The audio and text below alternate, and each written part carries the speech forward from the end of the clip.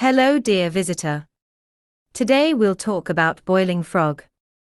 From Wikipedia, the free encyclopedia. The boiling frog is an apologue describing a frog being slowly boiled alive. The premise is that if a frog is put suddenly into boiling water, it will jump out, but if the frog is put in tepid water which is then brought to a boil slowly, it will not perceive the danger, and will be cooked to death. The story is often used as a metaphor for the inability or unwillingness of people to react to or be aware of sinister threats that arise gradually rather than suddenly. While some 19th century experiments suggested that the underlying premise is true if the heating is sufficiently gradual, according to modern biologists the premise is false. A frog that is gradually heated will jump out. Furthermore, a frog placed into already boiling water will die immediately, not jump out. Changing location is a natural thermoregulation strategy for frogs and other ectotherms, and is necessary for survival in the wild. As metaphor, if you drop a frog in a pot of boiling water, it will of course frantically try to clamber out. But if you place it gently in a pot of tepid water and turn the heat on low, it will float there quite placidly.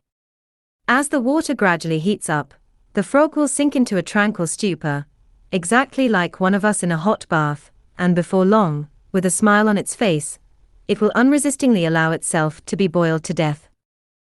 Version of the story from Daniel Quinn's The Story of B. The boiling frog story is generally offered as a metaphor cautioning people to be aware of even gradual change lest they suffer eventual undesirable consequences. It may be invoked in support of a slippery slope argument as a caution against creeping normality.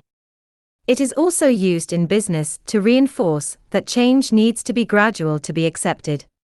The term boiling frog syndrome is a metaphor used to describe the failure to act against a problematic situation, which will increase in severity until reaching catastrophic proportions. It thereby encapsulates the barely noticeable impact of slow environmental degradation that has been described by Daniel Pauly as shifting baselines. The story has been retold many times and used to illustrate widely varying viewpoints. In 1960 about warning against those who are sympathetic towards the Soviet Union during the Cold War.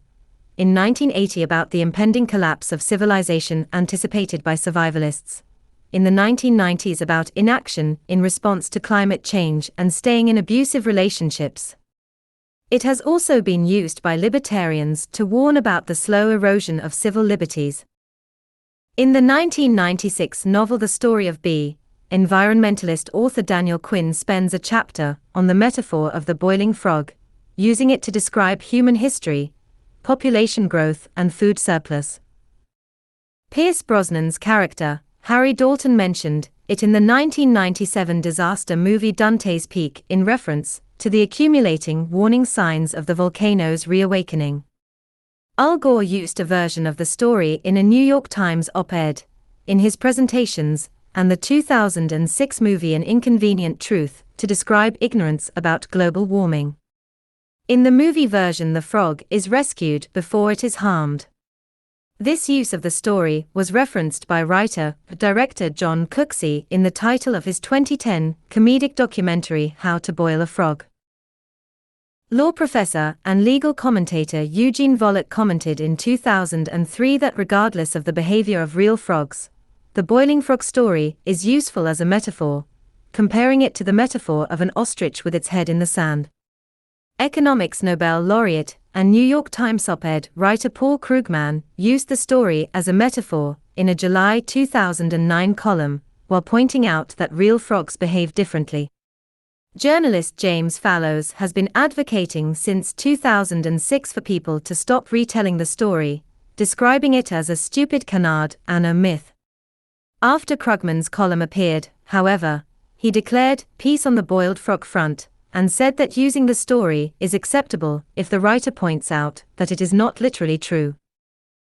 In philosophy, the boiling frog story has been used as a way of explaining the Sorites paradox. It describes a hypothetical heap of sand from which individual grains are removed one at a time, and asks if there is a specific point when it can no longer be defined as a heap. Experiments and analysis.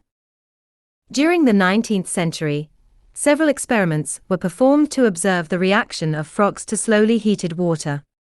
In 1869, while doing experiments searching for the location of the soul, German physiologist Friedrich Goltz demonstrated that a frog that has had its brain removed will remain in slowly heated water, but an intact frog attempted to escape the water when it reached 25 degrees Celsius. Other 19th century experiments were purported to show that frogs did not attempt to escape gradually heated water. An 1872 experiment by Heinzmann was said to show that a normal frog would not attempt to escape if the water was heated slowly enough, which was corroborated in 1875 by Fratscher. In 1888, William Thomson Sedgwick said that the apparent contradiction between the results of these experiments was a consequence of different heating rates used in the experiments.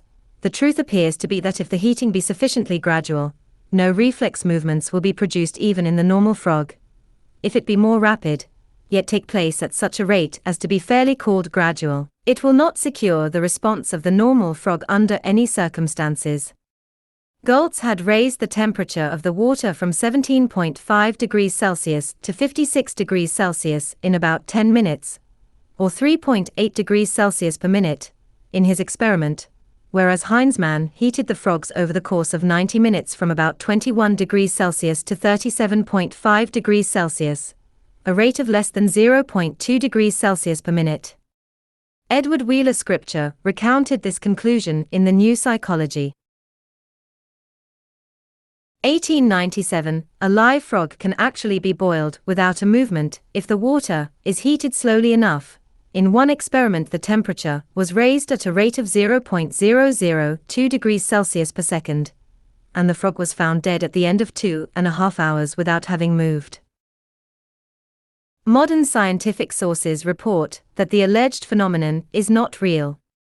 In 1995, Douglas Melton, a biologist at Harvard University, said, "If you put a frog in boiling water, it won't jump out.